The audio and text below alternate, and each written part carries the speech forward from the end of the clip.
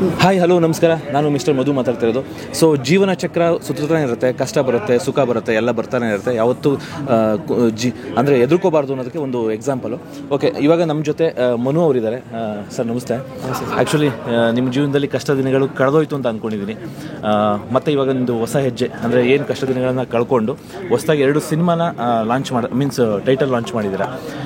ಏನಿದೆ ನೆಕ್ಸ್ಟ್? ಯಾವ cinema release ಆಗುತ್ತೆ? ನೆಕ್ಸ್ಟ್ ವಿಚಾರಣೆ ರಿಲೀಸ್ ಆಗುತ್ತೆ, ಅದಾದ್ಮೇಲೆ ಮುತ್ತರಸ ರಿಲೀಸ್ ಆಗುತ್ತೆ.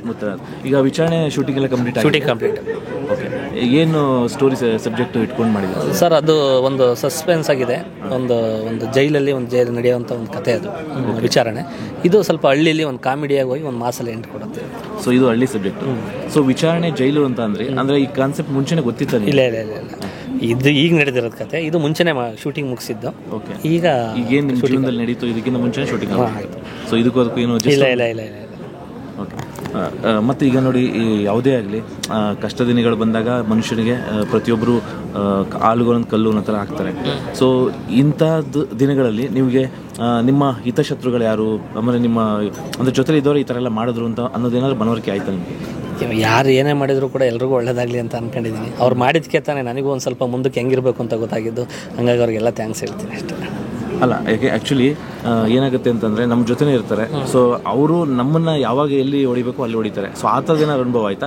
ಅಥವಾ ನನ್ನಲ್ಲೇನೋ ತಪ್ಪು ಮಾಡಿದೆ ಅದನ್ನು ಬದಲಾವಣೆ ಮಾಡ್ಕೋಬೇಕು ಅಂತ ಅನ್ನಿಸ್ತಾ? ಏನಾಯಿತು ಇದೆಲ್ಲ? ಇಲ್ಲ ಸರ್, ಆ ಥರದವ್ರು ಇದ್ದಾಗಲೇ ನಾವು ಬೆಳೆಯೋಕ್ಕಾಗೋದು ಅಂತ ನಾನು ಅನ್ಕೊಂತೀನಿ ಅಷ್ಟೇ, ಬೇರೆ ಏನಿಲ್ಲ. ಬಟ್ ಅವ್ರ ಮೂಲಕ ಎಲ್ಲರನ್ನೂ ಮೀಟ್ ಮಾಡಿದ್ದೀನಿ. ಬಟ್ ಅದು ನೆಗೆಟಿವ್ ಆಗಿ ಮೀಟ್ ಮಾಡಿದ್ದೀನಿ, ಅದು ಪ್ರಾಬ್ಲಮ್ಮು. ಬಟ್ ಮುಂದಿನ ದಿನಗಳಲ್ಲಿ ಅವ್ರ ಆಶೀರ್ವಾದ ತಗೊಂಡು ಬೆಳ್ಕೊಂಡು ಹೋಗ್ತೀನಿ ಅಷ್ಟೇ. ಯಾಕೆಂದರೆ ನೀವು ಮತ್ತೆ ಅದನ್ನು ನೆನಪು ಮಾಡೋದು ತುಂಬ ಬೇಜಾರು ಸಂಗತಿ. ಅದಕ್ಕೆ ನಾನು ಮಾಡ್ಕೊಂತಿಲ್ಲ ಸುಮ್ಮನೆ ಯಾಕೆ. ಆದ್ರೂ ಯಾಕೆಂದರೆ ಆ ಕಷ್ಟ ದಿನಗಳು ಬೇರೆಯವ್ರಿಗೆ ಬರಬಾರ್ದು ಅಂತಂದರೆ ನಿಮ್ಮಲ್ಲಿ ಏನೆಲ್ಲ ಚೇಂಜಸ್ ಮಾಡ್ಕೊಂಡ್ರಿ?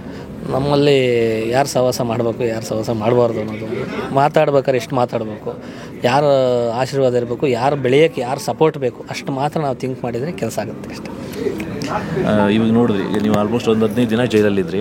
ಸೊ ಈಗ ಒಂದು ನಿಮಗೆ ಗೊತ್ತಿರ್ಬೋದು, ಡಿ ಬಾಸ್ದು ನಿನ್ನೆ ಇದಾಯಿತು. ಅಂದರೆ ಜೈಲು ವನವಾಸ ತಾಳೋಕ್ಕಾಗದೆ, ಅಂದರೆ ಅಲ್ಲಿ ನರಕನ ನೋಡೋಕ್ಕಾಗದೆ ಕೊನೆ ಪಕ್ಷ ನನ್ನ ಬದುಕೋ ಆಸೆನೇ ಕಳ್ಕೊಂಡು ಒಬ್ಬ ನಟ, ಏಕೆಂದರೆ ಸೂಪರ್ ಸ್ಟಾರು, ಒಂದು ಐಷಾರಾಮಿ ಜೀವನವನ್ನು ಮಾಡಿದಂಥವ್ರು, ನೂರಾರು ಜನ ಅಲ್ಲ ಲಕ್ಷಾಂತರ ಜನ ಅವರಿಗೋಸ್ಕರ ಪ್ರೀತಿ ಹಂಚುವಂಥ ಅಭಿಮಾನಿಗಳು ಇಷ್ಟೆಲ್ಲ ಪ್ರೀತಿ ಇಟ್ಕೊಂಡು ಆ ನರಕಕ್ಕೆ ನನ್ನ ಬದುಕೋ ಆಸೆನೇ ಬೇಡ, ನನಗೆ ವಿಷಯ ಕೊಟ್ಬಿಡಿ ಅಂತ ಜಡ್ಜ್ ಹತ್ರ ಕೇಳ್ಕೊಂಡ್ರು ಒಂದು ವಿಚಾರ ಗೊತ್ತಿದೆ. ಸೊ ಅಷ್ಟು ಹಿಂಸೆ ಇರುತ್ತಾ ಅಲ್ಲಿ? ಇರುತ್ತೆ ಸರ್. ಅಂದರೆ ಈಗ ನಿಮ್ಮ ಹತ್ರ ಮೊಬೈಲು ಎಲ್ಲ ಫ್ಯಾಮಿಲಿ ಎಲ್ಲ ಕಿತ್ಕೊಂಡು 4 ಗೋಡೆ ಮಧ್ಯೆ ಇಟ್ಬಿಟ್ರೆ ಅಲ್ಲಿರೋರೆಲ್ಲ ಯಾರೋ ಅಣ್ಣ ತಮ್ಮದಿರಲ್ಲ, ಎಲ್ಲ ಬರೀ ಕೊಲೆ ಮಾಡಿರೋರೇ ಬಂದಿರ್ತಾರೆ. ಅವ್ರ ಮಧ್ಯೆ ಕಾಲ ಕಳೆಯೋಕ್ಕಾಗಲ್ಲ.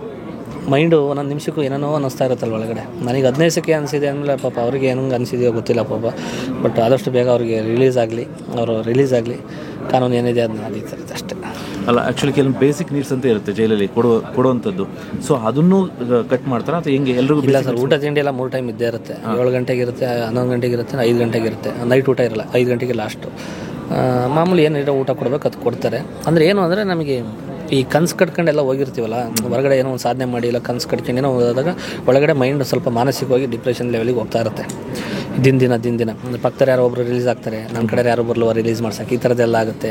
ನಮ್ಮ ಲಾಯರ್ ಏನು ಮಾಡ್ತಾವ್ರೆ, ಅಯ್ಯೋ ರಿಲೀಸ್ ಆಗ್ತೀವಿ, ಯಾಕೆ ಬೇಲ್ ತಗ್ಸೋಕೆ, ಈ ಥರದ್ದೆಲ್ಲ ಯೋಚನೆಗಳು ಸ್ಟಾರ್ಟ್ ಆಗ್ತಿರುತ್ತೆ. ಹೊರಗಡೆ ಸಿನಿಮಾಗಳು ಮಾಡ್ತಾ ಇರ್ತೀವಿ, ಅದೆಲ್ಲ ಯೋಚನೆ ಆಗ್ತಾ ಇರುತ್ತೆ. ಹಾಗಾಗಿ ಎಲ್ಲನೂ ಬಿಟ್ಟು ಕಳೆಯೋಕ್ಕಾಗಲ್ಲ. ಅದಕ್ಕೆ ನಾವು ಏನೇ ಕಷ್ಟ ಏನೇ ಇದ್ರೂ ಕೂಡ ಆದಷ್ಟು ಬೇಗ ಈ ಕೋರ್ಟು, ಈ ಸ್ಟೇಷನ್ನು, ಈ ಲಾಯರ್ ಇವರಿಂದ ಸ್ವಲ್ಪ ಜಾಸ್ತಿ ದೂರ ಇರಬೇಕು.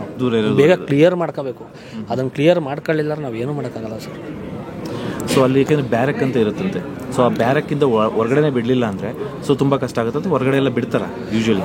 ಇಲ್ಲ, ಕೆಲವ್ರದ್ದೆಲ್ಲ ಈ ಸಜಾ ಅಂತ ಏನೋ ಇರುತ್ತೆ ಅಲ್ಲಿ, ಆ ಥರದ್ದೆಲ್ಲ ಕೈದಿ ಬೇರೆ ಮತ್ತು ಸಜಾ ಕೈದಿ ಆ ಥರ ಇರ್ತಾರೆ. ಅವು ಕೆಲವ್ರಿಗೆಲ್ಲ ಏನು ಅಂದರೆ 2 ವರ್ಷ 3 ವರ್ಷ ಎಲ್ಲ ಎಮ್ಮೆ ಅಂತ ಹೇಳ್ಕೊತಾರೆ, ನಾನು 4 ವರ್ಷ ಹೊಡಿದ್ದೀನಿ, 5 ವರ್ಷ ಹೊಡಿದ್ದೀನಿ ಅಂತಾರೆ. ಅದು ಎಂಥವ್ರು ಅಂದರೆ ಯಾರು ಫ್ಯಾಮಿಲಿ ಇರಲ್ಲ, ಅವ್ರಿಗೆ ಕನಸಿರಲ್ಲ, ಏನೂ ಇರಲ್ಲ, ಒಳಗಡೆ ತಿನ್ಕೊಂಡು ಆರಾಮಾಗಿರ್ತಾರೆ. ಬಟ್ ಕಲಾವಿದರಿಗಲ್ಲ ಜೈಲು, ಸವಾಸೆ ಅಲ್ಲ. ಅದೇನಿದ್ರು ಒಂದು 5 ದಿವಸ 10 ದಿವಸ ಅದೇ ಎಷ್ಟು, ಅದ್ರ ಮೇಲೆ ಇರೋಕ್ಕಾಗಲ್ಲ. ಆದಷ್ಟು ಬೇಗ ಒಳ್ಳೇದಾಗಬೇಕಷ್ಟೇ. ಸೊ ಅಲ್ಲಿ ಕೂತಿದ್ದಾಗ ನಮ್ಮ ಫ್ಯಾಮಿಲಿ ಏನು ಮಾಡ್ತಾ ಇದೆ, ನನಗೆ ಎಲ್ಲ ಯೋಚನೆ ಸ್ಟಾರ್ಟ್ ಆಗುತ್ತೆ. ದಿನ ಸ್ಟಾರ್ಟ್ ಆಗುತ್ತೆ. ಯಾರೋ ಒಬ್ರು ಎಂಟ್ರಿ ಬಂದರು ನೋಡೋಕೆ ಅಂದರೆ ತುಂಬ ಖುಷಿ ಆಗುತ್ತೆ. ಅವ್ರ ಹತ್ರ ಮಾತಾಡೋಕೆ ಅರ್ಧ ಗಂಟೆ ಟೈಮ್ ಅಷ್ಟೇ, ಅದರೊಳಗೆ ಮುಗಿಸ್ಕೋಬೇಕು 1 ಅವರ್ ಒಳಗಡೆ. ಅವೆಲ್ಲ ನರಕ ಸರ್, ಎಡ ಅನಿಸ್ಬಿಡುತ್ತೆ. ಆ ಶತ್ರುಗಳಿಗೂ ಬೇಡ ಜೈಲು.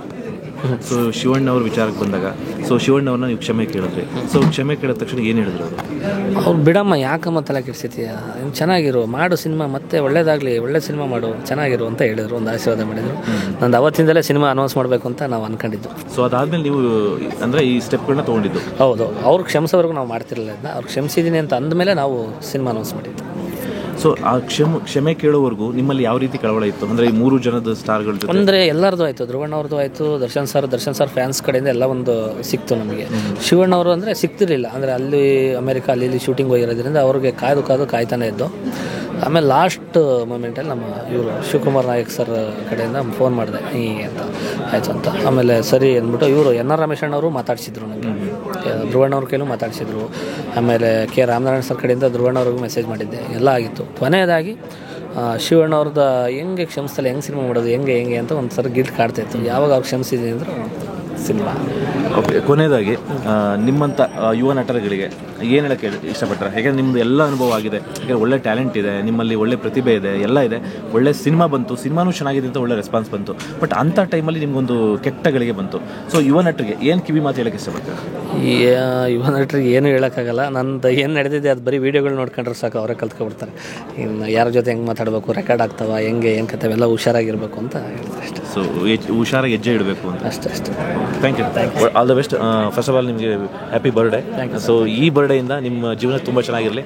ಸೊ ನೆಕ್ಸ್ಟ್ ಒಳ್ಳೆ ಸ್ಟಾರ್ ಆದ್ಮೇಲೆ ಮೀಟ್ ಆಗೋ ಥರ ಅವಕಾಶ. Okay, thank you.